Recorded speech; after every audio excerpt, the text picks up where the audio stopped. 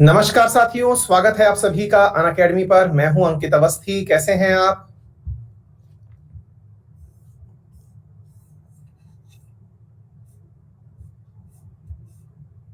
Single साहब, मैं आपके रिकॉर्डेड सेशन देखता हूं। आज थैंक्स करने के लिए लाइव आया हूं। I have dedicated your brown hat. आप बहुत अच्छा समझाते हो। आप पहली बार जीएस पढ़ा, मेरा जीएस बहुत अच्छा हो गया है। आपका आरएनए भी बहुत हेल्पफुल है सर। बहुत सारा प्यार। Thank you so much. Thank you साहब, सिंगल सिंह साहब, बहुत बहुत धन्यवाद आपका। बहुत सारा प्यार मेरी तरफ से भी आपको। Very good evening. कैसे हैं आप सब? विद्यार्थी लिख रहे हैं सर आप लेट हो गए। अरे बच्चा, हम राइट टाइम है, तुम जल्दी आ गए थे। अनअकैडमी में लेट होता है 7 मिनट बाद आना। समझे? अनअकैडमी वाले जिस दिन इस टाइम को बदल देंगे कि नहीं भाई 7 मिनट का नहीं 5 मिनट का, तुम 5 मिनट बाद आने लगेंगे। हम थोड़ा सा क्या है, उन नियमों का फायदा उठा ले रहे हैं, है ना? येलो फंगस पे करें क्या सेशन? अभी आया तो है न्यूज में, कहो तो कर दें उसके ऊपर, है ना? क्योंकि अभी न्यूज में है। कर देते हैं, रुको।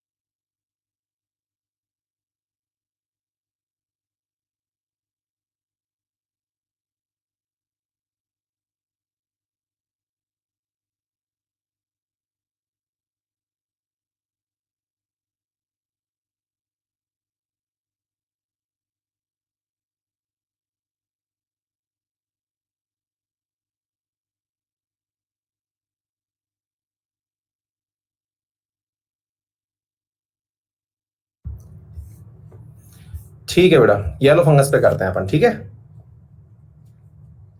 अभी मैं भी देख ही रहा था उसके बारे में। अभी हालांकि इसके बारे में ज्यादा वो नहीं है, लेकिन जितना भी है आप लोगों के लिए कर देंगे उस चीज को, ठीक है? एक विद्यार्थी से, ओहो, म्यूट था। एक विद्यार्थी कह रहे हैं सुशील कुमार रेसलर पे भी। यार अमित, उस पे यार करने लायक कुछ था नहीं यार। ठीक है, मतलब क्राइम अगर कुछ अभी भी मैं कह रहा हूं कि कोई ऐसी धारा लगी या ओलंपिक वालों ने इससे पदक वापस ले लिए या कुछ ऐसा हुआ तो मैं लूंगा यार इसको, अमित कुमार वाले को ना। मुझे बहुत दिन से पता है और मैं बहुत दिन से उस न्यूज को ट्रैक भी कर रहा हूं, बट मैं इसी जगह रुक जा रहा हूं कि थोड़ा सा कि उसमें कुछ ऐसा निकले, क्योंकि फील नहीं आएगी। फील से मतलब वो मेरे को ठीक नहीं लगेगा। हाँ, गौरांग लगा सही रहा है कि ये को रेनबो बनाने वाला है। हाँ, प्रीति नागर, मुझे बता दीजिए कि कहाँ से शुरू करूं, कैसे? बेटा पढ़ना शुरू कर दो जहां से। हमारे कोर्स की सबसे अच्छी खास बात है, तुम यहाँ से शुरू करोगी, वापस ये चक्का घूमेगा। एक पूरे साल भर के अंदर वापस तुम यहीं आ जाओगी, ठीक है?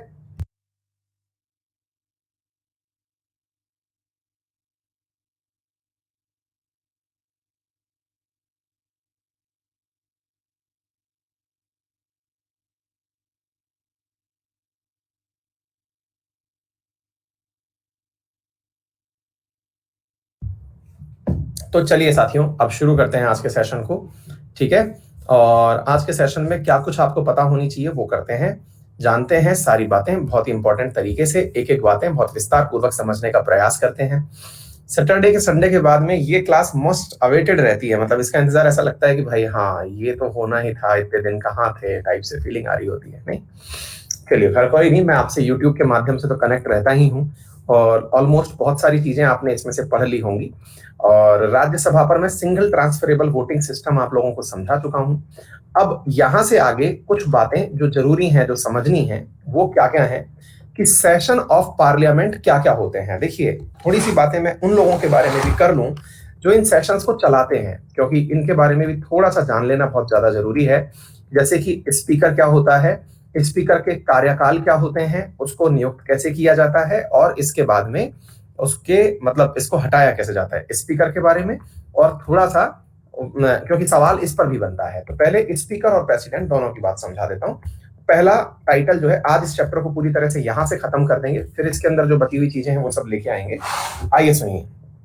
तो सबसे पहली बात ये होती है कि हमने संसद भवन देखा, और जब हमने संसद भवन देखा तो संसद भवन के अंदर हमने इस प्रकार से स्पीकर को बैठे हुए देखा। मैं आपको एक बार स्पीकर का काम भी दिखा देता हूं, और स्पीकर को स्पीकर क्यों कहते हैं ये भी मैं आपको बताने का प्रयास करूंगा। कारण क्या है कि स्पीकर जो पद है वो इंडिया में as it is copy paste मारा गया है, जबकि वास्तविकता में ऐसा कुछ था नहीं, है ना। स्पीकर का जो शब्द हमने यहाँ पे कॉपी पेस्ट मारा है, वो हमने यूके से एज इट इज कॉपी मारा है। और मारते समय हम लोगों ने क्या किया कि भाई हमने सोचा कि वहां पर भी ये लोग शब्द यूज करते हैं, तो हम लोग भी इसको यूज कर लेते हैं। देखिए मैं आपको दिखाता हूं, आप इसको देखें, एक मिनट में।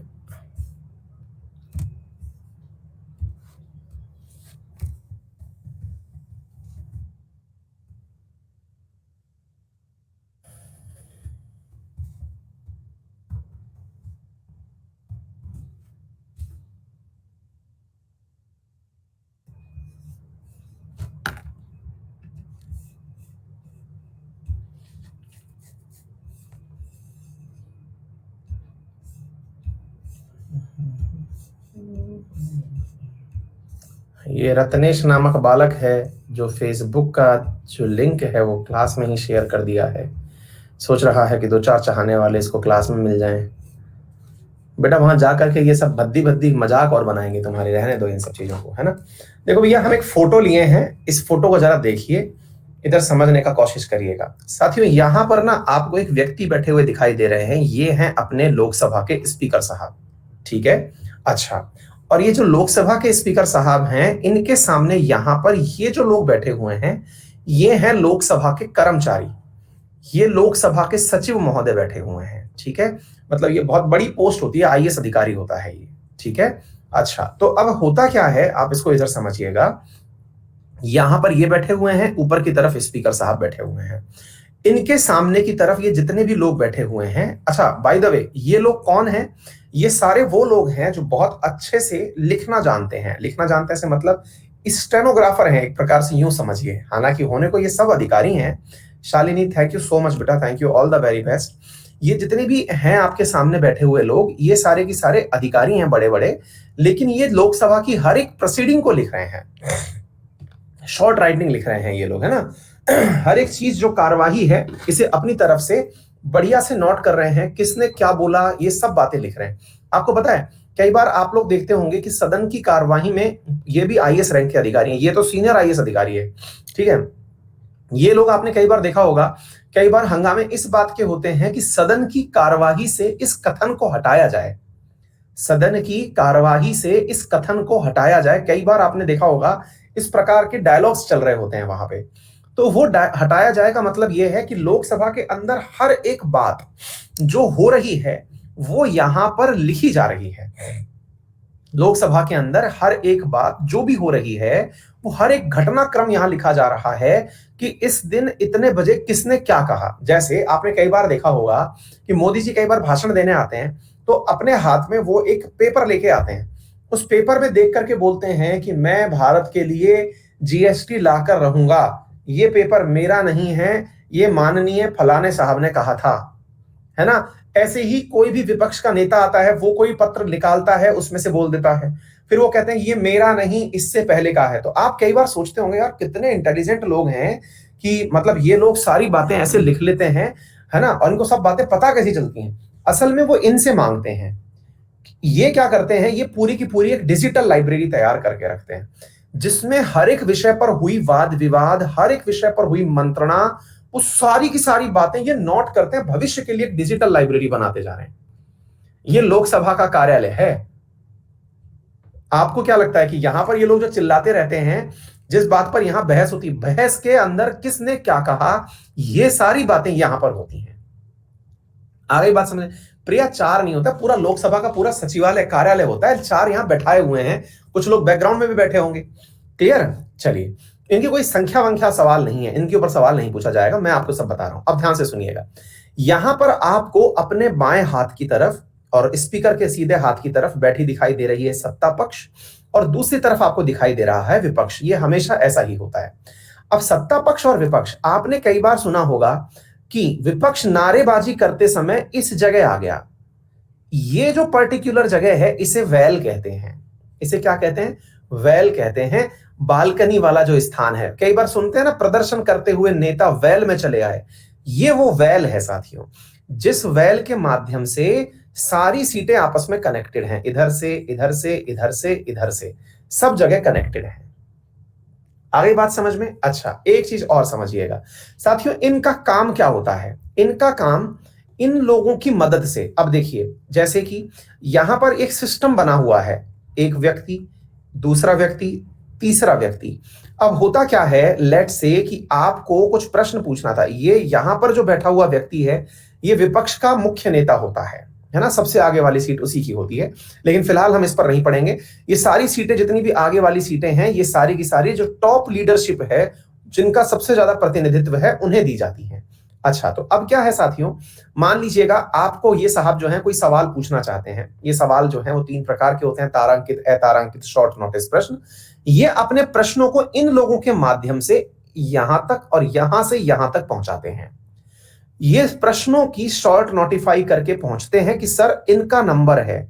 इनको थोड़ी इतनी फुर्सत है कि ये पहचान पाएंगे कि किसका प्रश्न तारांकित है, किसका प्रश्न अतारांकित है। ये प्रश्न सब बातें करने का इनका समय नहीं है ना। स्टार्ट प्रश्न, अनस्टार्ट प्रश्न, और हाँ भाई बताइए, स्टार्ट प्रश्न में आंसर कैसे चाहिए होता है? चलिए यही बता दीजिए, स्टार्ट प्रश्न में आंसर कैसे चाहिए होता है, जल्दी से बताइए।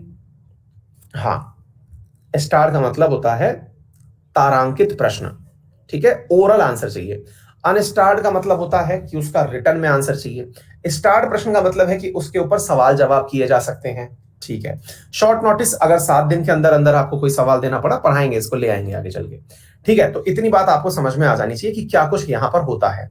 इसके अलावा अगर आप एक चीज और नोटिस करें तो ये पूरी की पूरी जो सदन की कार्यवाही है, इसमें स्पीकर केवल माननीय बैठ जाइए, माननीय खड़े हो जाइए, इतना ही नहीं करते, बल्कि इसके अलावा ये क्या कार्य करते हैं ये आज आपको पता चलेगा। सदन के सत्रावसान से लेकर के सदन की समन करने तक, एडजर्न करने तक क्या क्या इनके कार्य हैं वो आज आप जानेंगे। ये पद बहुत महत्वपूर्ण होता है। क्यों महत्वपूर्ण होता है? इसके बहुत सारे कारण हैं। जब सत्ता पक्ष जब कोई बिल प्रस्तुत करता है तो वो बिल साधारण बिल है या फिर वो मनी बिल है, यानी कि वो एक धन विधेयक है, इस बारे में निर्णय लेने का जो अधिकार क्षेत्र है वो इन्हीं के पास है। आपको बात समझ में आ रही है? यानी कि सत्ता पक्ष के द्वारा जो भी बिल प्रस्तुत किए जाएंगे उन पर निर्णय क्या लिया जाए ये इन्हीं के पास है, कि ये एक साधारण बिल के रूप में रिकॉग्नाइज किया जाएगा या मनी बिल के रूप में। आपको एक बहुत ही विवादित बात बताता हूं जो काफी पहले काफी ज्यादा सुर्खियों में भी रही थी। विवाद इस बात का था कि भारत सरकार ने जो आधार बिल था उस आधार बिल को मनी बिल के रूप में प्रस्तुत किया था। इसके पीछे रीजन क्या था? जब किसी चीज को आप मनी बिल के रूप में ले आते हैं तो उसके ऊपर एक अधिकार हो जाता है लोकसभा का, और लोकसभा का एक अधिकार होने का मतलब है कि उसको लोकसभा अपने बहुमत से पास कर दे तो राज्यसभा की उसमें कोई आवश्यकता नहीं है, उसे केवल अवेयर कराया जाता है। आ गई बात समझ में? तो ये सारी चीजें, तो ये बहुत बड़ी चीज है। दूसरा, राष्ट्रपति के एक प्रकार से समझिए संदेशवाहक हैं ये, जो सारा की सारा राष्ट्रपति के द्वारा अभिभाषण के दौरान जो भी बातें कही जानी है वो बेंचेज से यही कहेंगे। इनसे उम्मीद की जाती है कि ये व्यक्ति एक न्यूट्रल व्यक्ति होगा जो सबको मौके देगा। तो इस व्यक्ति को बनाते कैसे हैं? इसके लिए साथियों यहां पर चुनाव होता है, यानी कि ये लोग जितने भी यहां बैठे हैं वो वोट देकर के इसका निर्वाचन करते हैं। फिर आप सवाल पूछेंगे, सर तो सत्ता पक्ष सामान्यतया मेजोरिटी में है तभी तो वो यहां बैठा हुआ है, अगर वो मतलब मेजोरिटी में नहीं होता, माइनॉरिटी में होता, तो वो तो फिर सत्ता में नहीं होता। यही कारण है साथियों कि सत्ता पक्ष का ही व्यक्ति लोकसभा का स्पीकर बना होता है। यही कारण है कि ओम बिड़ला जी जो हैं वो राजस्थान के कोटा बूंदी क्षेत्र से भाजपा के सांसद थे और यही बाद में क्या बन गए? स्पीकर बन गए। तो सामान्यतया यह होता है कि लोकसभा के अंदर जो पार्टी मेजोरिटी में है उस पार्टी से ही जो सांसद होता है वही सांसद को सत्ता पक्ष अपने द्वारा चुन करके यहां भेज देती है, क्योंकि साधारण बहुमत से उस व्यक्ति को चुना जाता है। जिसका बहुमत है वही सरकार में है, जो सरकार में है उसी का आदमी यहां बैठता है। और इसीलिए स्पीकर के ऊपर बहुत बार आरोप लगता रहता है। क्या आरोप लगता है? कि आप जो है वो क्या करते हैं, पक्ष विपक्ष करते हैं, यानी कि आप फेवर लेते हैं जिस पार्टी से आप चल करके आए हैं। हालांकि स्पीकर को मत देने का अधिकार सामान्य रूप से नहीं होता। उसको अधिकार होता है जब कहीं मामला टाई फंस जाए, यानी कि ऐसी स्थिति बन जाए कि भाई यहां पर भी 50 वोट हैं, यहां पर भी 50 वोट हो गए, तब तो 100 ही वोट तो कुल थे। लेकिन कहीं ऐसा कोई मामला फंस गया जहां पर बराबरी का मामला आ गया, जहां पर इनके और इनके मत बराबर आ गए, तो उस स्थिति में भाई मान लो 100 वोट देने की क्षमता थी, लेकिन 40-40 मत बराबर आ गए, बाकी लोग आए ही नहीं, तो ये निर्णायक मत दे सकते हैं। और निर्णायक मत किसी के भी पक्ष में दे सकते हैं, कास्टिंग वोट। ये जरूरी नहीं है कि सत्ता पक्ष के बारे में ही दें, किसके बारे में दिया ये किसी को बताने के लिए जरूरी नहीं है। लेकिन हाँ, ऑब्वियस ही बात है, जिस पार्टी ने इनको इस तक पहुंचाया है उसी के पक्ष में ये मत करेंगे, ऐसा इनके बारे में माना जाता है। यही कारण है कि स्पीकर को हटाने को लेकर के भी बहुत बार चर्चाएं होती हैं, क्योंकि आपके मन में स्वाभाविक सा आएगा कि विपक्ष तो कभी नहीं चाहेगा कि उसको मौके ना दिए जाएं। जैसे अगर आप लोगों ने हाल ही के दिनों जो किसान बिल हुआ था बच्चों, उस किसान बिल के बारे में आप लोगों ने एक चीज नोटिस की होगी कि सत्ता पक्ष के विरोध में विपक्ष ने नारे लगाए थे, ये कहते हुए कि हमें बोलने का मौका नहीं दिया गया, हमें बोलने का मौका नहीं दिया गया। तो जब बोलने का मौका नहीं दिया गया तो आप विरोध करेंगे, और विरोध करेंगे तो बोलने का मौका देता कौन? स्पीकर। तो कई बार ऐसा होता है कि स्पीकर को हटाने के लिए ही नारे लगने शुरू हो जाते हैं कि भाई स्पीकर को हटाया जाए, क्योंकि इन्होंने हमारे साथ में ठीक नहीं किया है। क्या आपको मेरी बात समझ में आ रही है? तो इनको हटाने के खिलाफ ही कई बार नारे लगने लग जाते हैं। तो फिर बड़ा सवाल बनता है कि भाई स्पीकर को हटाया कैसे जाए। तो इनको पहले 14 दिन पहले एक बार वो देना पड़ता है कि भाई आपको 14 दिन पहले इन्फॉर्म कर दिया जाएगा कि सर आपको हटाने की बात चल रही है। फिर एक प्रस्ताव पारित किया जाता है एब्सोल्यूट मेजॉरिटी से। एब्सोल्यूट मेजॉरिटी का मतलब कुल सदस्य संख्या में 50% प्लस 1 के साथ में, ठीक है ना। while his removal resolution is under consideration, he can't preside over the house। यानी कि जब ये सारा काम चल रहा होगा उस समय ये हाउस को प्रिसाइड नहीं कर सकते, यानी अध्यक्षता नहीं कर सकते। क्या आपको मेरी बात समझ में आ रही है? और स्वाभाविक सी बात है मेरे प्यारे साथियों कि जब रिमूवल की प्रक्रिया में ये जाएंगे तो ये रिमूव हो नहीं सकते। क्यों नहीं हो सकते? जब तक कि सरकार खुद ना चाहे। यानी कि मान लीजिए सदन के अंदर 500 सदस्य कुल है, अपने यहां पर 543 है मान लीजिए, तो 273 अपन बोलते हैं, कितना है 27 दूना 54, हाँ 273 का सब बहुमत बोलते हैं। तो 273 जब तक नहीं मिलेगा, तो 273 से अगर स्पीकर को हटा दिया फिर तो सरकार को भी हटवा सकते हो आप, है ना भाई, आप सरकार को भी हटवा सकते हो ना, अविश्वास प्रस्ताव। क्या आपको मेरी बात समझ में आ रही है? तो ये वाली जो प्रक्रिया है साथियों, उम्मीद है आप लोगों को समझ में आ गई होगी। किस प्रकार से महत्वपूर्ण थी ये मैंने आप लोगों को बता दी। ठीक है बेटा, उम्मीद है ये सारी बातें आपको समझ में आ गई होंगी। बनाते हैं इसको सिंपल मेजॉरिटी से, हटाते हैं इसको रिमूव करके प्रॉपर तरीके से। आज तक किसी को हटाया नहीं गया है, क्योंकि जिसकी सरकार रही है उसी के साथ ये चलता गया है। ठीक है ना। ओवर हाउस व्हेन स्पीकर, ठीक है चलिए। फिर है डेप्यूटी स्पीकर। अब ये डेप्यूटी स्पीकर सामान्यतया उन्हीं सदस्यों में से पॉइंट ऑफ हायरार्की के हिसाब से चुन लिया जाता है कि ये नहीं रहेंगे तो इन व्यक्ति को डेप्यूटी स्पीकर बना देंगे, फिर उनके बाद किसी और को बना देंगे। मतलब ये हुआ कि आप जब सदन में, अब कई बार ऐसा भी लगता होगा आपको कि बहुत बार ऐसा होता है कि ओम बिड़ला जी आपको सीट पर बैठे हुए दिखाई ही नहीं देते। क्यों? क्योंकि भाई स्वाभाविक सी बात है कि ओम बिड़ला जी अगर सुबह 11 बजे से लेकर शाम 6 बजे तक बैठेंगे और बहस तो निरंतर चलती रहनी है, तो मंत्रीगण जो हैं वो तो अपने जा करके बढ़िया से अपनी नित्य क्रिया करके आ जाएंगे, लेकिन वो अपनी सीट पर बैठे कितनी देर तक रह सकते हैं? तो उनको भी तो कुछ नेचुरल कॉल आती होंगी। तो ऐसी स्थिति में मेरे प्यारे साथियों, उनकी जगह डेप्यूटी स्पीकर को या फिर किसी सीनियर मोस्ट सदस्य को उस जगह बिठा दिया जाता है, तो वो अपने सदन को चलाते रहते हैं। ठीक है, और ये अपने ऑफिस में बैठे हुए रहते हैं। ठीक है, क्लियर। फर्स्ट स्पीकर थे जीवी मालवंकर, ये आपको मैंने बता दिया। इन्हें लोकसभा का फादर भी कहा जाता है। पहले डेप्यूटी स्पीकर थे एम.ए. अयंगर और पहली महिला थी मीरा कुमार। ठीक है, ये तथ्य मैंने आप लोगों को बता दिया। ठीक है, चलिए। ऐसे ही एक बड़ा सवाल बनता है और वो क्या है? राज्यसभा के अंदर स्पीकर कौन होता है? ठीक है, राज्यसभा के अंदर कभी भी, हाँ एक कुछ बातें और जान लीजिए जो थोड़ी सी इंफॉर्मेटिव हैं। कभी भी कोई भी संसद बिना स्पीकर के चल ही नहीं सकती है, यानी कि पद पर स्पीकर ना हो ऐसा संभव ही नहीं है। नहीं है तो भाई अगर मान लीजिए भगवान ना करे कि कुछ अनहोनी हो जाए तो आपको स्पीकर का चुनाव करना पड़ेगा, और जब तक नहीं है स्पीकर, डेप्यूटी स्पीकर काम चलाएगा एज एन स्पीकर। दूसरा, अगर मतलब सत्ता पक्ष जो है वो डिसॉल्व भी हो जाए, डिसॉल्व हो जाए से मतलब हुआ कि सरकार जो है वो अपना मतलब बहुमत खो भी दे, तो भी स्पीकर पद पर बना रहता है। क्यों? क्योंकि जब तक सरकार, देखिए सत्ता मतलब डिसॉल्व हो गई, मान लीजिएगा मार्च के अंदर ये कहा गया, आप ऐसे समझिए, मार्च में सरकार ने कहा कि भैया हम सरकार चलाने की स्थिति में नहीं है। मार्च में सरकार ने कह दिया कि भैया हम तो अब खत्म हो गए, डिसॉल्व कर रहे हैं अपने आप को, या फिर ये अविश्वास प्रस्ताव तक चले गए। अब चुनाव होते हैं मई के अंदर, मान लीजिए एक उदाहरण दे रहे हैं हम, क्योंकि पूरा 2-3 महीने का समय चाहिए ना भाई इलेक्शन को पूरा कराने के लिए। फिर जून के अंदर इलेक्शन रिजल्ट आते हैं, जून के अंदर इलेक्शन रिजल्ट आ गए, नई लोकसभा का गठन हुआ। तो ऐसा नहीं है कि इतने दिनों तक सरकार नहीं चलेगी, बिल्कुल चलेगी। इस समय पर मेरे प्यारे साथियों सरकार प्रॉपर तरीके से चलेगी, जिसे केयर टेकर गवर्नमेंट कहते हैं। केयर टेकर गवर्नमेंट का मतलब हुआ कि वो केवल देश को एक सरकार चाहिए, इसलिए मार्च से जून तक जो पार्टी शासन में थी वही अब तक सरकार चलाएगी। जैसे रिसेंट डेज के अंदर हो रहा है क्या, केपी शर्मा ओली अपनी संसद को डिसॉल्व कर चुके हैं, लेकिन प्रधानमंत्री वो आज भी हैं। जब तक इलेक्शन नहीं हो जाएंगे वो सारे के सारे निर्णय ले सकते हैं। आ गई बात समझ में? जब तक सरकार, बिल्कुल आप उसको वैसे ही समझ करके चलिए, जब तक सरकार डिसॉल्व नहीं हो जाएगी तब तक वो सारे निर्णय। जैसे अच्छा दूसरा बताता हूं, आपको मालूम है कि ट्रंप चुनाव हार गए थे, नवंबर में ही हार गए थे, लेकिन जनवरी 21 तक, 16 जनवरी 21 जनवरी तक ट्रंप ही राष्ट्रपति थे, है ना? मतलब चुनाव का निर्णय तो बहुत पहले ही हो गया था, लेकिन वो तब तक सरकार में थे। That is caretaker government. आ गई बात समझ में? अच्छा ऐसे मतलब कोई भी सरकार चाहे वो हार जाए, लेकिन जब तक अगला कोई व्यक्ति नहीं बैठ जाता तब तक पुराना ही व्यक्ति उस पद पर रहता है। एग्जैक्टली स्पीकर के साथ भी ये होता है। तो स्पीकर सरकार के साथ ही रहता है एंड मोमेंट तक, यानी जब तक सरकार है केयर टेकर तब तक स्पीकर का पद भी बना रहता है।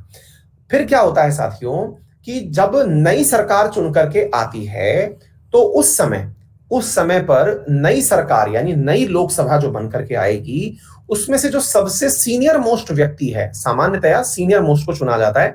इसको लेकर के भी विवाद हो चुका है। सीनियर मोस्ट उम्र के आधार पर देखा जाएगा। मान लीजिए कि कोई एक व्यक्ति है जो 60 साल की उम्र में पहली बार लोकसभा का चुनाव जीत करके आया और सबसे बुजुर्ग यही है, और एक व्यक्ति है जो 7 बार लोकसभा का चुनाव जीत चुका है।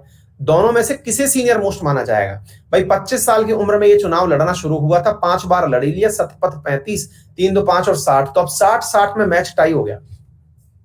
एक व्यक्ति है जो 7 बार चुनाव जीत चुका है, मान लीजिए कि 6 बार चुनाव जीता होता, 6 बार चुनाव जीता होता, लीजिए 6 कितना हो गया, 6 जो 30, ये लीजिए 55 साल का है ये व्यक्ति, और इधर एक 60 साल के बड़ऊ हैं जो चुनाव जीत करके आए हैं, तो आप बताइए क्या करेंगे? तो ऐसी स्थिति में इसके ऊपर एक बार विवाद भी हो चुका है, सुप्रीम कोर्ट इसमें इंटरफेयर भी कर चुकी है, और यहां पर सीनियरिटी मैटर्स यानी एक्सपीरियंस को यहां पर महत्व दिया गया है ना? और इसके बारे में लेकिन कोई स्पष्ट गाइडलाइंस नहीं है कहीं भी लिखित में। ये लिखा हुआ है कि सीनियर मोस्ट जो व्यक्ति होगा वो प्रोटेम स्पीकर होगा।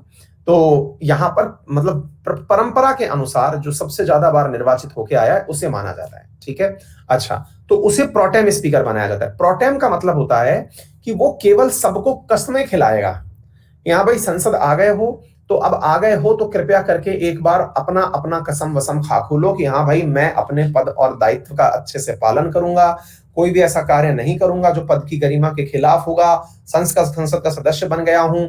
और इस प्रकार से जब कस्में वस्में खा खुली जाती हैं उसके बाद वो इलेक्शन करवाता है कि आओ भाई अब एक बार वोट देते हैं अपन लोकसभा के स्पीकर के लिए। हालांकि स्पीकर का चुनाव जब संपन्न होता है तो प्रोटेम स्पीकर भी वोट देता है, ऐसा नहीं है कि साहब वो साइड में बैठा रहेगा, वो भी एक सदस्य ही है, लेकिन अपन सबके बीच में से कोई एक सीनियर मोस्ट व्यक्ति बिठा दिया, उस टाइप से उसे बिठा देते हैं। वो वोट बढ़िया से दिलवाता है और सबके माध्यम से वो एक लोकसभा स्पीकर चुन देता है। वही लोकसभा स्पीकर, निर्वाचित लोकसभा स्पीकर ही फिर पूरे सेशन को चलाता है। आ गई बात समझ में? उम्मीद है आप लोगों को ये बात समझ में आ गई होगी। क्लियर? चलिए, तो ये सब बातें जो हैं ये इनसे कोई ज्यादा सवाल बन के नहीं आते आपको। हाँ, लास्ट टाइम कमलनाथ थे, बिल्कुल सही बात है ना? चलिए फिर चलते हैं हम राज्यसभा के अंदर। राज्यसभा भी एक वैसा ही हाउस होता है। अब देखिए मैं आपको वो वाली फोटो भी दिखा देता हूं, इसको भी थोड़ा सा समझ लीजिएगा, है ना? 1 मिनट रुकिए। राज्यसभा के अंदर जो होता है ना बेटा, वो स्पीकर को स्पीकर नहीं कहते, वहां चेयरमैन कहते हैं, ठीक है ना। और राज्यसभा का, एक मिनट रुकिए मैं आपको दिखा देता हूं।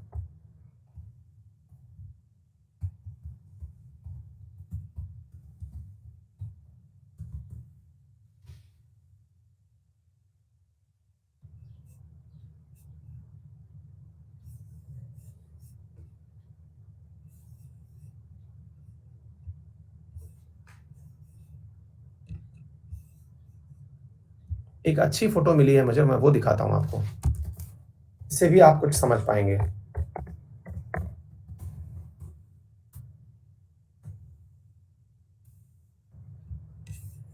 राज्यसभा का इंपॉर्टेंस क्या है? शेरलॉक होम्स, एक मनी बिल वाला मुद्दा हटा दो, बाकी तो राज्यसभा भैया किसी भी तरह से कम नहीं है, इवन कई जगह तो ज्यादा पावरफुल है। इधर देखो बेटा, ये बहुत ही प्यारी फोटो मिली है, इसे समझने का प्रयास करें। एग्जैक्टली जैसे आप लोगों ने अभी समझा, वैसे ही साथियों यहां पर भी देखो बैठी हुई जगह है, दिखाई दे रहा है आपको? यहां पर ये जो है राज्यसभा के स्पीकर, जो कि स्पीकर नहीं कहलाते, चेयरमैन कहलाते हैं। क्या कहलाते हैं? चेयरमैन कहलाते हैं।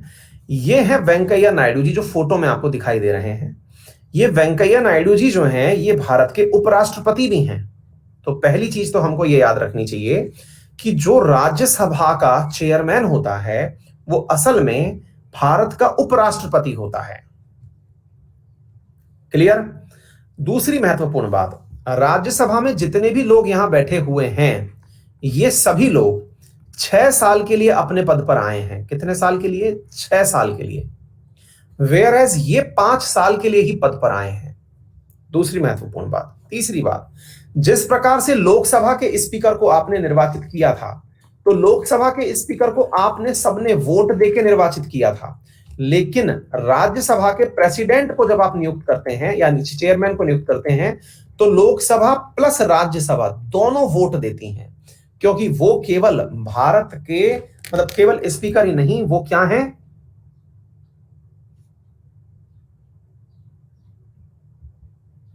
वो केवल क्या नहीं है? वो केवल और केवल चेयरमैन ही नहीं, वो भारत के वाइस प्रेसिडेंट भी हैं।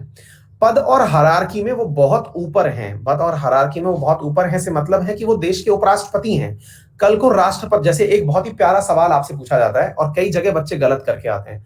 आप में से अधिकांश लोगों को पता होता है कि ज्वाइंट सिटिंग की व्यवस्था होती है। इन केस अगर कभी कोई बिल पास नहीं हो पाया, तो लोकसभा और राज्यसभा साधारण बिल के केस में सब मिलकर के ज्वाइंट सिटिंग कर सकते हैं। कौन से आर्टिकल के तहत? 108 नंबर आर्टिकल के तहत ज्वाइंट सिटिंग का प्रावधान तो होता है, लेकिन मजेदार बात आपको पता है कि ज्वाइंट सिटिंग के अंदर लोकसभा प्लस राज्यसभा के सांसद आके बैठते हैं, तो उस समय प्रिसाइड कौन करता है?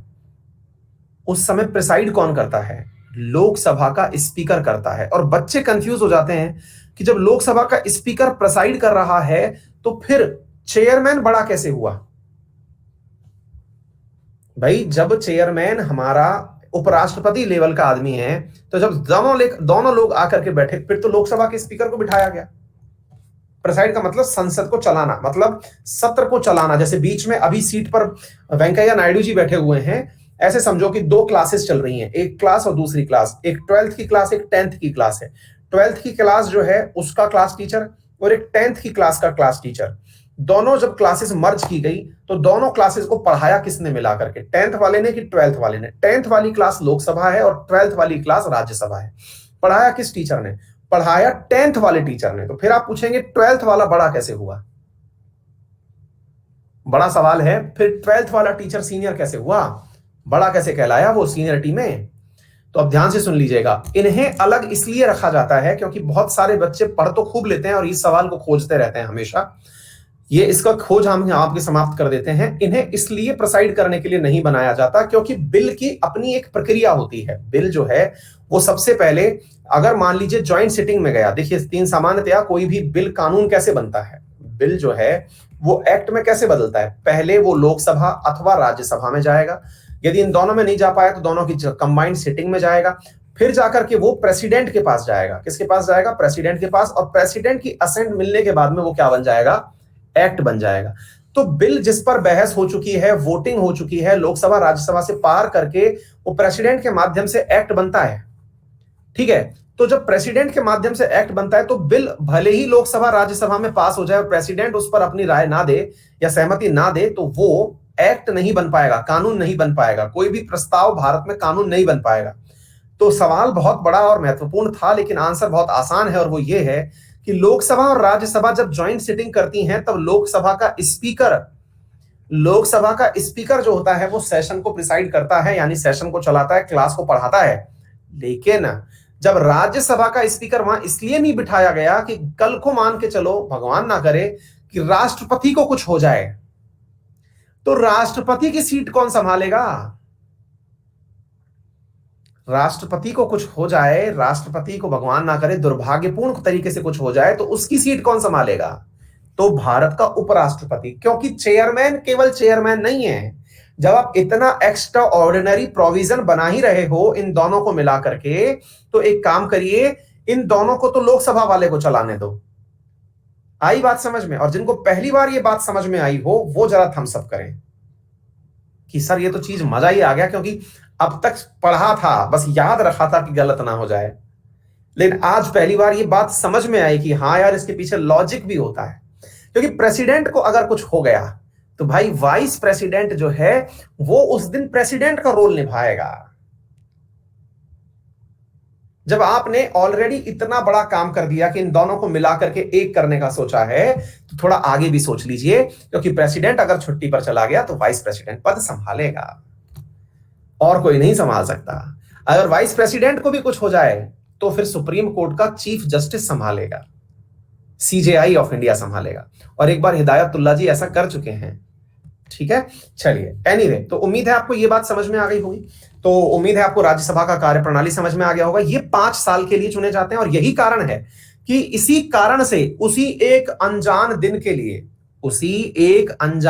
के लिए कि जब कभी राष्ट्रपति को कुछ हो जाए तो उपराष्ट्रपति देश के राष्ट्रपति होंगे। यही कारण है कि उपराष्ट्रपति के चुनाव में लोकसभा की भागीदारी ली जाती है, अर्थात भले ही ये मैक्सिमम टाइम राज्यसभा को ही प्रिसाइड करते हुए पाए जाएंगे, लेकिन फिर भी करा क्या जाता है, फिर भी मेरे प्यारे साथियों, इनके अंदर वोटिंग में लोकसभा की वोटिंग भी दिलवाई जाती है। क्या आपको मेरी बात समझ में आ रही है? यही कारण है कि ये राष्ट्रपति के समान ही 5 साल का कार्यकाल रखते हैं। क्लियर? विशाल अहलावत पूछ रहे राष्ट्रपति नहीं है तो उपराष्ट्रपति बिल को पास करने की भी शक्ति रखता है? बिल्कुल, उपराष्ट्रपति की सीट पर जब राष्ट्रपति बैठता है तो वो उपराष्ट्रपति नहीं, वो राष्ट्रपति की ड्यूटी निभा रहा होता है। फिर वो यहां पर वो करने नहीं आएगा, क्लास लेने नहीं आएगा। जब वो स्कूल का प्रिंसिपल बन चुका है तो वो प्रिंसिपल वाला दायित्व निभाएगा। भाई आ गई बात समझ में? हाँ, एक तरह से एक्टिंग प्रेसिडेंट ऑफ इंडिया, हालांकि इसको वाइस प्रेसिडेंट ही बोलते हैं, जब तक नया इलेक्शन नहीं हो जाता। सुविधाएं सारी वो प्रेसिडेंट की भुगतेगा, सारी की सारी पावर लेकर के आएगा। आगे हम वाइस प्रेसिडेंट और प्रेसिडेंट भी पढ़ाएंगे, चिंता मत करिए। अभी आप लोगों ने एक चीज नोटिस की हो, शायद अगर आप लोगों ने कुछ चीजें नोटिस की हो तो यहां पर आपको कुछ दिखाई दे रहा होगा। यहां ये भाई साहब यूं क्यों खड़े हुए हैं चिपक के?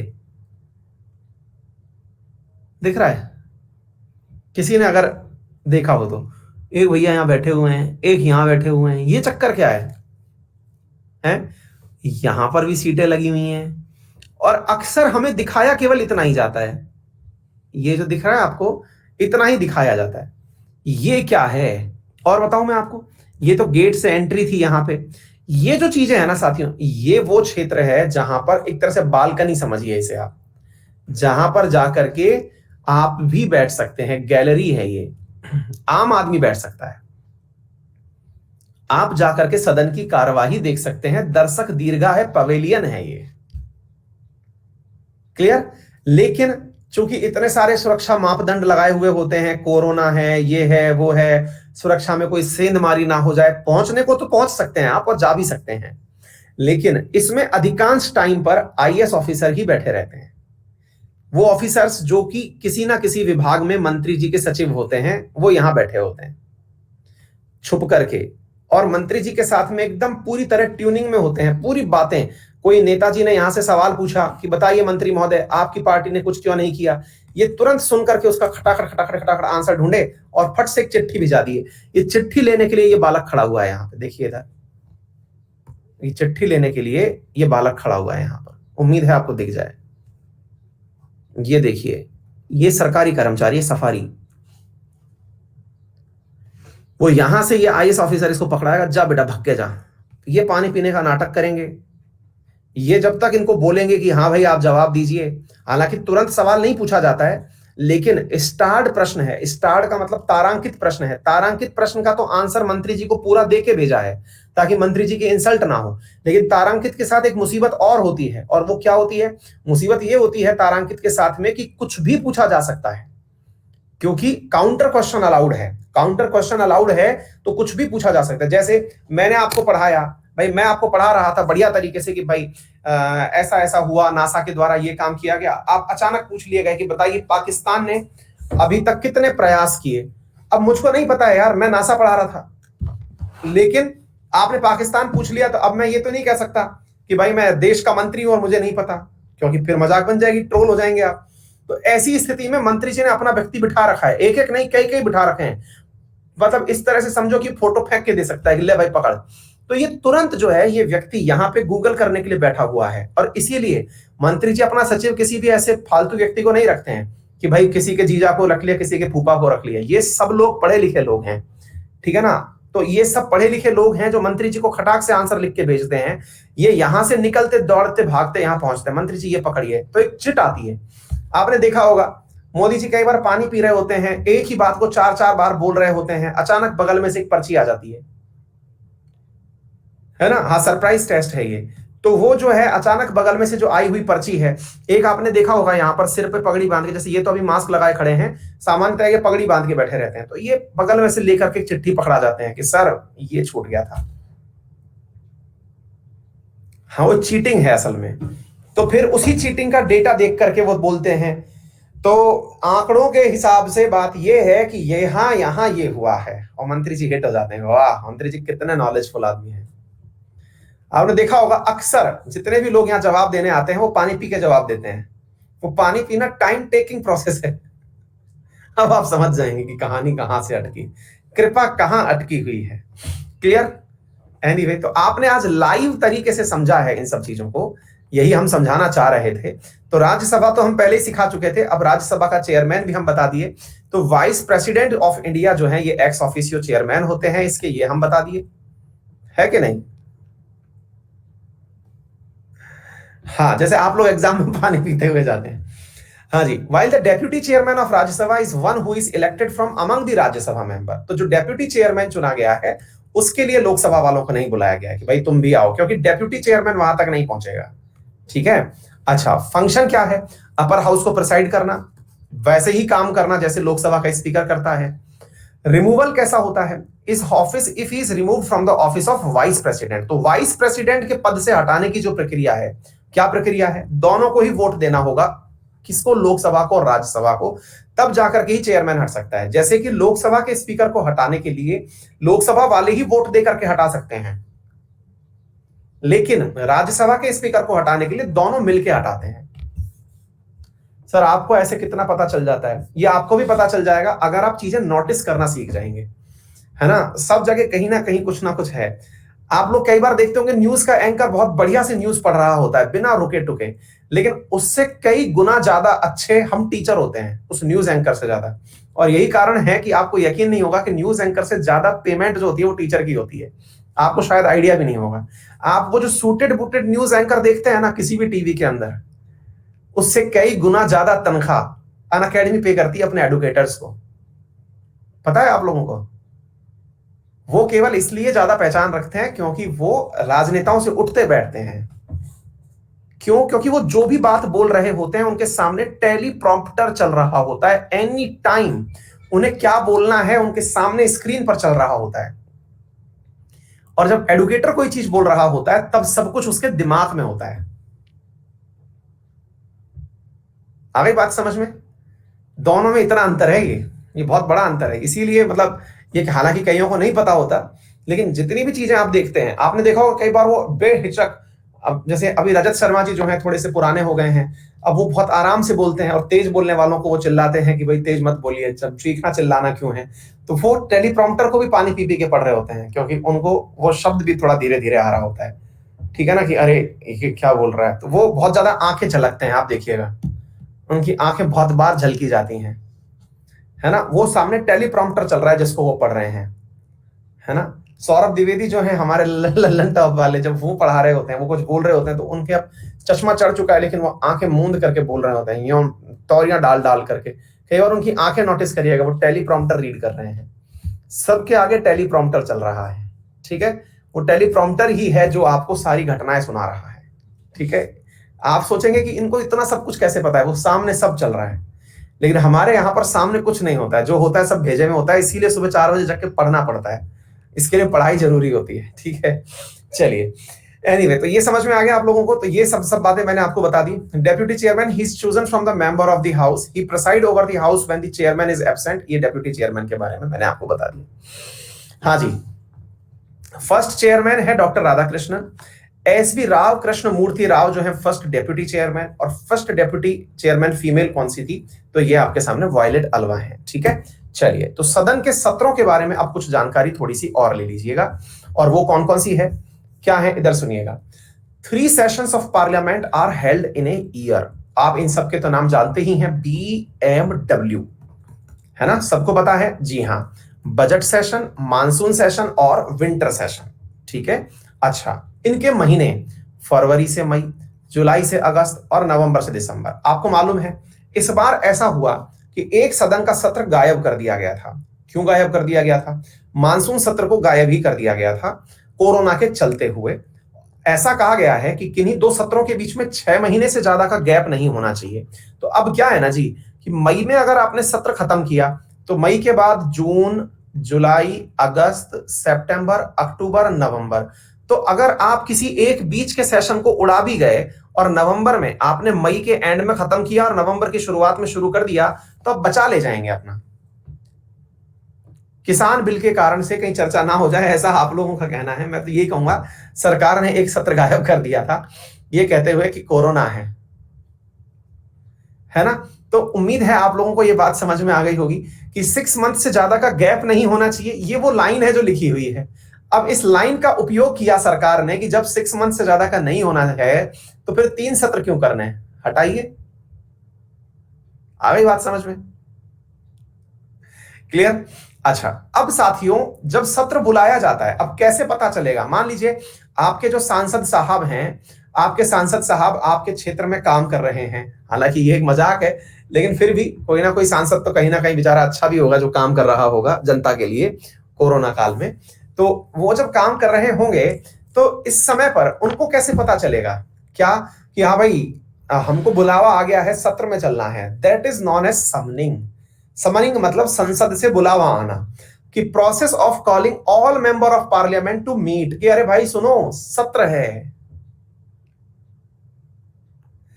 It is the duty of Indian president to summon each house of parliament from time to time. तो हमारा जो राष्ट्रपति है ना, ये सबके पास बुलावा भेजता है कि हाँ भाई चलो, सदन का सत्र समन किया जाएगा, यानी कि आप लोगों को इस सदन में आना है, क्योंकि आप इतने दिन से कहां घूम रहे हैं, 6 महीने से पता ही नहीं है। अब व्हाट्सएप पर मैसेज आ जाता होगा, नहीं नहीं नहीं नहीं, ये पूरी प्रक्रिया है भाई। निमंत्रण, बुलावा आता है, राष्ट्रपति महोदय बुलाते हैं, ठीक है, बकायदा उनके पास कॉल आता है कि भाई संसद के सत्र में आपको बुलाया गया है, अपने क्षेत्र की परेशानियों को लेकर के अब आप पहुंचे।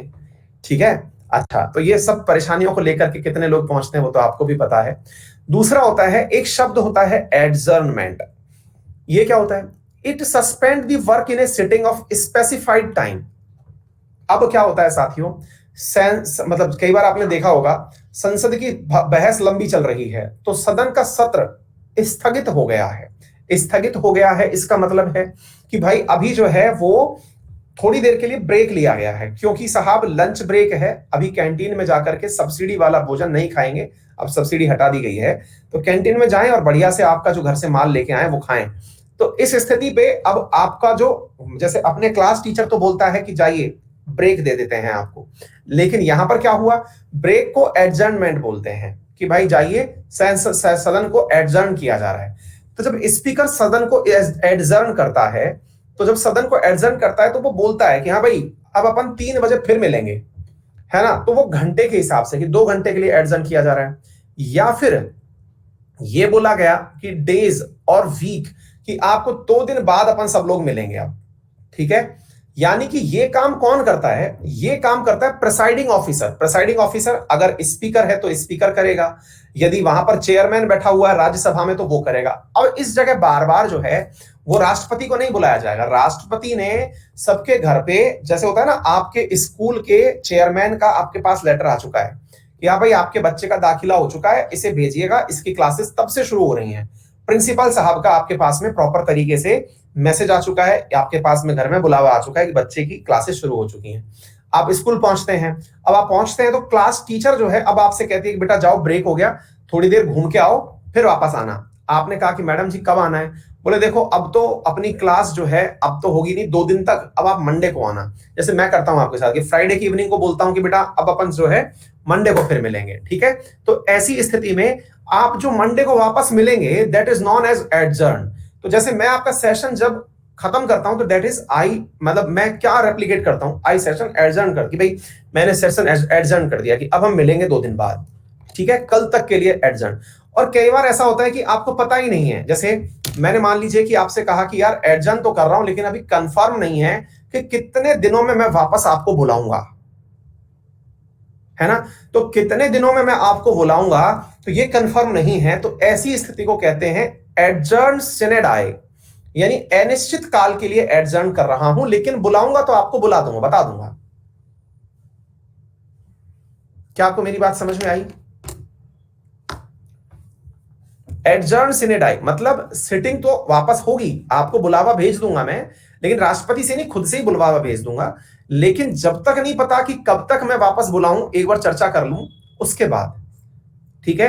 तो जब समय बता के एडजर्न किया जाता है तो वो सिंपल एडजर्न होता है, और जब ये नहीं बताया जाता कि कब वापस बुलाया जाएगा तो अभी स्कूलों में एडजर्न सिने डाई चल रहा है, एडजर्न सिने डाई चल रहा है ना। कुछ कोचिंगों में भी एडजर्न सिने डाई चल रहा है। आगे बात समझ में, अनशेड्यूल्ड एडजर्न होना। जिन्हें फर्स्ट टाइम ये डिफरेंस समझ में आया हो वो थम्स अप करें। मैं संसद है ना साथियों, कम से कम 15 दिन संसद पढ़ा सकता हूं, इतना कंटेंट है संसद में पढ़ाने के लिए, लेकिन सब चीजों की अपनी एक लिमिटेशन होती है, अदरवाइज फिर क्या है कि चीजें खत्म हो जाएंगी, है ना। अच्छा, इसके बाद में प्रोरोगेशन। प्रोरोगेशन के अंदर क्या होता है, the termination of A session of the house. जैसे हुआ ना कि भाई सेमेस्टर ब्रेक हो गया अब आप लोगों का, है ना, सेमेस्टर ब्रेक हो गया, जाइए अब आप घर जाइए अपने। सेमेस्टर ब्रेक होने का आपके पास मेल आता है, आजकल मेल आते हैं, मैसेज आते हैं। सेमेस्टर एंड होने का टीचर नहीं, आपको बकायदा स्कूल के प्रिंसिपल के द्वारा, कॉलेज में है तो कॉलेज के जो मतलब डायरेक्टर साहब हैं उनके मेल के द्वारा आपको बताया जाता है कि हाँ भाई प्ररोग हो गया सेशन। ये प्रेसिडेंट करता है आपका। तो आपको बुलाने का काम, समन करना वाला काम और प्ररोग करने वाला काम, ये कौन करता है? प्रेसिडेंट। तो बड़े काम, स्कूल में पहली बार काफी दिनों बाद आना और काफी दिनों के लिए घर चले जाना, ये कौन करता है? प्रेसिडेंट करता है। उम्मीद है आपको ये बात समझ में आई होंगी। और इसके बीच के दौरान क्लासेस चलना, क्लासेस की छुट्टी होना, क्लासेस को थोड़ी देर के लिए दोबारा बुलाना, ये सब काम कौन करता है? स्पीकर करता है। तो बड़ा वाला कौन हुआ? प्रेसिडेंट हुआ, ठीक है ना। डिसोल्यूशन। डिसोल्यूशन का मतलब यह है कि बेटा अब तुम्हारी हो गई पढ़ाई पूरी, अब तुमको मिलेगा सम्मान कि चलो हो गया तुम्हारा पूरा 5 साल का कार्यकाल, जाओ। संसद डिसॉल्व कर दी जाएगी अब। अर्थात कहने का मतलब यह है कि 5 साल के लिए आपको, जैसे क्लास 12th तक ही था बेटा आपका हमारा इस क्लास में मतलब जो सफर था, जैसे आप लोगों का कईयों का सब्सक्रिप्शन खत्म होता है तो उस दिन आपका सेशन डिसॉल्व हो रहा है। तो अनअकैडमी सेशन डिसॉल्व कर रही है, मैं नहीं कर रहा, मैं तो चाहता हूं कि आप पढ़ें। तो वो जो सेशन डिसॉल्व करना है, आपने 1 साल का सब्सक्रिप्शन लिया था, आपका सेशन अब डिसॉल्व हो रहा है, ठीक है। फिर चुनाव आयोग की तरह अनअकैडमी फिर कॉल करती है आपको कि अगर आप दोबारा सब्सक्रिप्शन लेना चाहते हैं तो फिर से जुड़ जाएं, ठीक है। तो फिर वही चुनाव आयोग आपके पास, मतलब वापस से आप प्रक्रिया को फॉलो करते हुए दोबारा आते हैं, दोबारा समन होता है, फिर समन के बाद डिसॉल्व होता है। आ गई बात समझ में, है ना। क्लियर? मतलब आप इसको थोड़ा सा जोड़ करके रिलेट करके समझ लें, हर चीज का मीनिंग लिटरल सेंस में ना निकालें, मजेदार तभी रहेगा। तो प्रक्रिया वाले जो प्रश्न है वो कल हम पढ़ लेंगे, तो थोड़ी सी चीज बची है, फिर बाकी जो बची हुई चिरकारियां वो ली जाएंगी, ठीक है। कल थोड़ा राष्ट्रपति के बारे में भी पढ़ा जाएगा। एक विद्यार्थी अन अकेडमी की मैडम से ही 40 मिनट बात कर लिए। कौन है ये बाल कलाकार?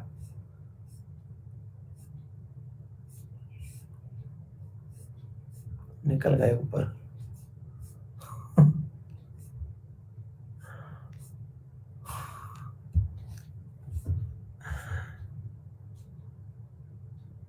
सभी को बहुत सारा धन्यवाद।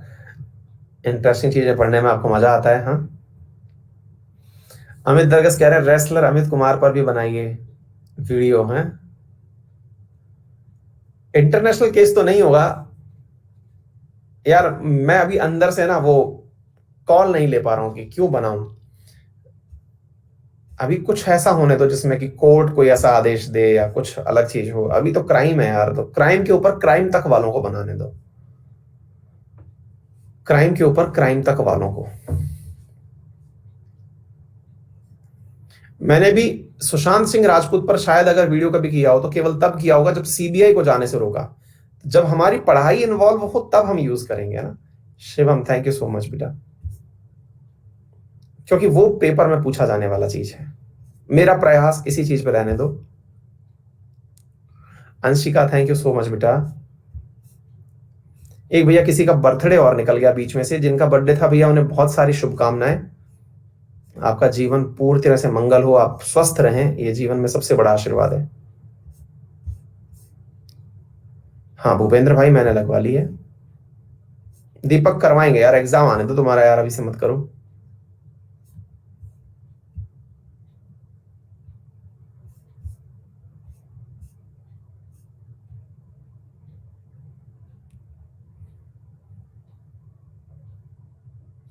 राहुल ताकि सबको लगे कि बराबर है।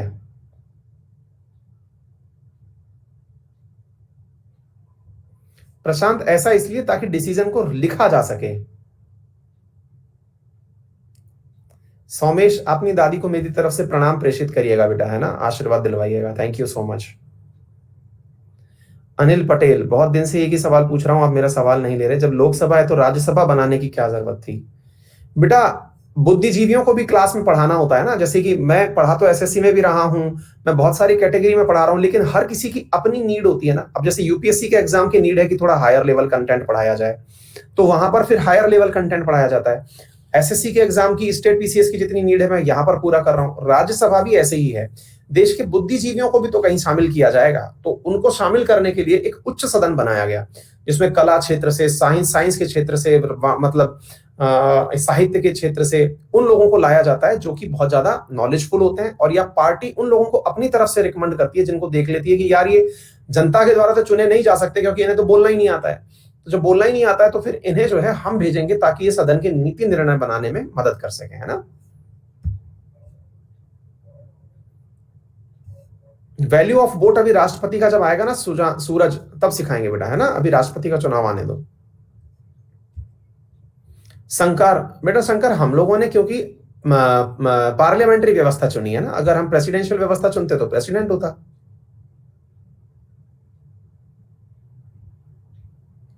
कुंदल बंदे सब जो लोग लिखता है संसद में और क्या टाइप करता है यार, पेज में लिखा है। भैया आपका सवाल थोड़ा ऊपर से चला गया, क्या ही लिख रहे हो पता नहीं। प्रेसिडेंट और गवर्नर द्वारा मनोनीत सदस्य किसी भी बिल में वोटिंग कर सकते हैं, बिल्कुल ए के पांडे, वो कर सकते हैं केवल चुनाव को छोड़ करके।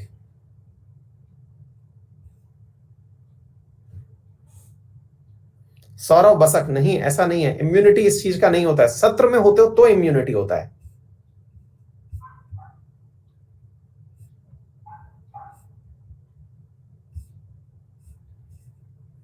सचिन कुमार, मम्मी खुश हो जाती हैं आरएनए में जब आप कहते हैं नमस्कार आदाब सत श्री अकाल। सचिन धन्यवाद बेटा, बहुत सारा आशीर्वाद दिलवाइए हमें माता जी से।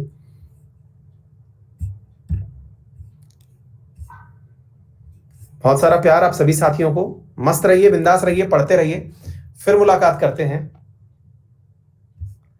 एक विद्यार्थी को हम चिरंजीवी जैसे लगते हैं, अरिहंत जैन को। सही है भाई। हमें तो लगता है कि हम हिंदी फिल्मों के अंदर जो साउथ की मूवी के अंदर विलन होते हैं वैसे हैं, अब तुम हमको हीरो से मैच करा दे रहे हो। आज तो हम पूरा मतलब हवा में ही उड़ने वाले हैं। चलो, thank you so much, see you in the next class.